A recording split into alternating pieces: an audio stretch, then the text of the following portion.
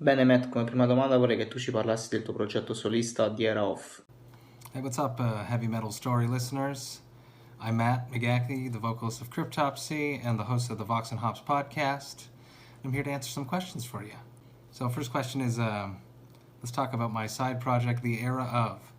The Era Of was a pet project of mine that I started in 2009. I joined a group that was already in existence that had some material. It is very different from Cryptopsy. It is not a metal band whatsoever. It's more of a creative rock band with some post-punk elements. Something about the band just spoke to me, and I really dove in. I really liked it.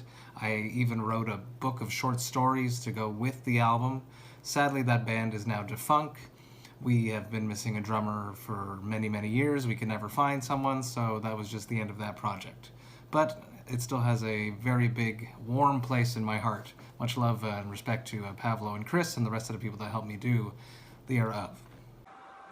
Matt, ovviamente ormai tutti quanti ti conoscono perché dal 2007 sei il nuovo cantante di Cryptopsy in sostituzione di Lord Worm. Ecco, vorrei sapere come è avvenuto il tuo ingresso nella band.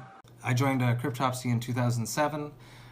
It's the easy story. I was in a band called 3 Mile Scream, who was being produced by my Cryptopsy guitarist Chris Donaldson. He was producing 3 Mile Scream's album, and he, as he does today, likes to show off his new mixes that he's been doing to us, and he did just that, showing the Cryptopsy Boys 3 Mile Scream's album, and Flo, being in a strange, changing mood, thought it would be interesting to pull me into Cryptopsy, so that's how I joined Cryptopsy. Nel 2008 tu hai fatto il tuo debutto discografico con i Cryptopsy con l'album The Unspoken King, un album che è stato molto criticato dai fan che non hanno apprezzato il cambiamento di sonorità imposto dalla band. Tuttavia, lasciando da parte anche tutte le critiche negative che si è portato dietro il disco, perché i Cryptopsy per quell'album decisero di fare questo cambio di sonorità? 2008, we released my first album with Cryptopsy, The Unspoken King. It is a very controversial record. A lot of the Cryptopsy fans did not enjoy it. It was different, and it was meant to be different. The band wanted to do something different. So that's how I ended up in the band, is because I could sing clean vocals, I could scream, and honestly, I was not prepared to be Cryptopsy's vocalist at that time. I did not know what being Cryptopsy's vocalist was. I didn't quite understand or grasp death metal at that time, but over the years I've grown, and I've re-listened to the album recently, and it's gotten a lot of flack because it's not Cryptopsy, but it's not horrible, and it's absolutely not deathcore. People say it's deathcore. There's nothing deathcore about that album.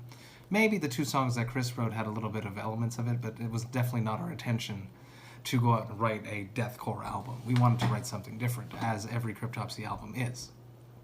But if you look at bands nowadays, such as Shadow of Intent, Cattle Decapitation, and many more bands, there's a lot of clean vocals coming into death metal. So maybe, we were just 12 years too early. Who knows? I'm going to take a break and crack open a craft beer because it's a huge passion of mine. I love craft beer.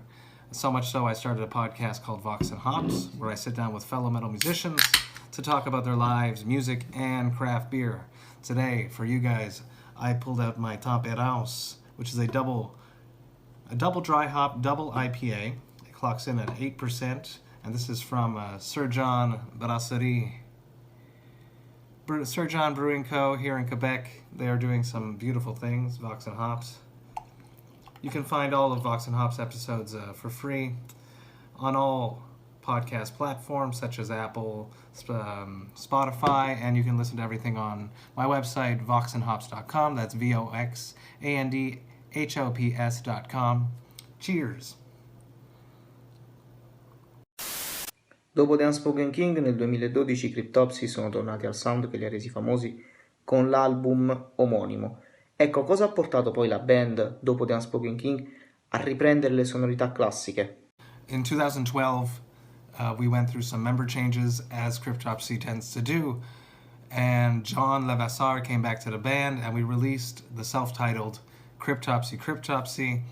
Funny story about that, when Flo called John to come back into the band, John said, "Oh no, I'm not ready," and he took, I think it was 5 months to not relearn, but get reacquainted with his guitar because he hadn't been in the band for 7 years and he didn't touch his guitar. So after 5 months of intense practicing, which is how John Levasseur approaches anything in his life, it's very intense, he came back to the band and he had a bunch of songs in his head. He's also the type of artist that has the music in his head and has to get it out onto the instrument versus someone that writes riffs. It's all in his head and he needs to unleash it.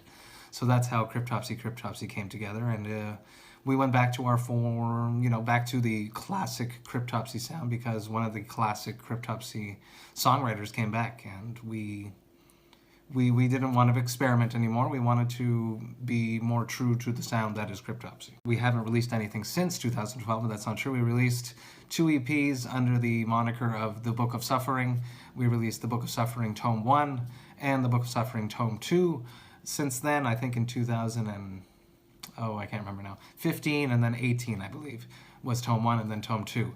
Also continued in the style of classic Cryptopsy. John left the band again, and since 2013, it's been me, Christian Donaldson, Aldi Pinard, and Flo Mounier. We are a 4-piece now, and we have released 2 EPs under the Book of Suffering that have gotten good praise, and it's back to the Cryptopsy's fine form. We are actually the longest standing Cryptopsy lineup, so that says something. Uno dei tratti distintivi dei Cryptopsy è il tuo growl infernale, che è molto apprezzato dai fan e dagli amanti del genere estremo. Tuttavia vorrei che tu appunto ci dicessi come bisogna fare e quanto bisogna lavorare per ottenere un growl come il tuo. Vorrei che tu dessi anche dei consigli a chi come me infatti sta studiando tale tipo di canto. I've just been evolving as a screamer. As I mentioned earlier, when I joined Cryptopsy, I wasn't necessarily prepared to tackle Cryptopsy vocals properly.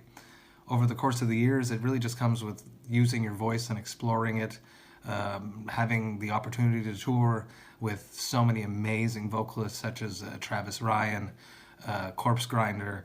You just sort of get inspired and pick stuff up, and then you try your own little versions of it. It's a big circle, and you got to push it.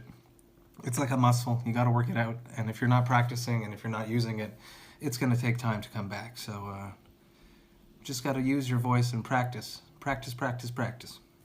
Ora vorrei farti una domanda più personale, ovvero qual è il concerto a cui sei più legato e qual è l'album che dal punto di vista personale ritieni ti abbia dato più soddisfazione? Oh, I've played a bunch of shows that I love dearly. There's the classics that you have to mention, such as playing at Vakken.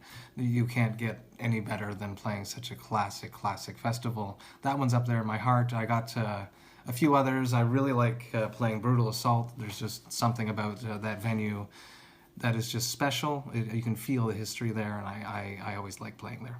A record that I'm attached to, if it is a Cryptopsy one, in 2017, I believe we did None So Vile in its entirety. It was a real good time, and None So Vile is probably my favorite Cryptopsy album. There's just so many catchy, groovy parts, and Worm's vocals are just so out there, and the lyrics are just madness. So cheers to Lord Worm for being one of the best death metal lyricists in existence. Bene Matt, come ultima domanda vorrei chiederti quanto bisognerà aspettare per avere musica nuova dai Cryptopsy, dal momento che dopo l'album omonimo Cryptopsy del 2012 e poi dopo l'EP del 2015 di fatto a livello di album non avete più pubblicato nulla. Ecco, quali sono i progetti futuri di Cryptopsy e poi ovviamente quali sono anche i tuoi progetti futuri con i tuoi progetti esterni. Cryptopsy has some big news coming up. We are in the process of writing. I can't announce anything just yet, but something very exciting is coming for the future of Cryptopsy, and we are very, very excited to announce this to the world. As for side projects, I don't have any other musical side projects right now. As I mentioned earlier, I have my podcast, Vox and Hops, where I sit down with fellow metal musicians to talk about their lives, music, and craft beer. I have released over 120 episodes. I love doing it. It's something that I always did. I would just, once I dove into craft beer, I would just find out who other craft beer nerds were that were on tour, and then I would bring them beers when they came through Montreal. Or if I was going on tour with them again, I would stock up on some beers and bring it on the tour to share with them. We would go to craft beer bars, and I would just ask them all these questions that I'm asking anyway, so I thought I may as well just record these conversations and put them out to share them with the world, and it's been really well received, and I'm super stoked and honored that there's so many Vox and Hops heads out there, as I like to call them.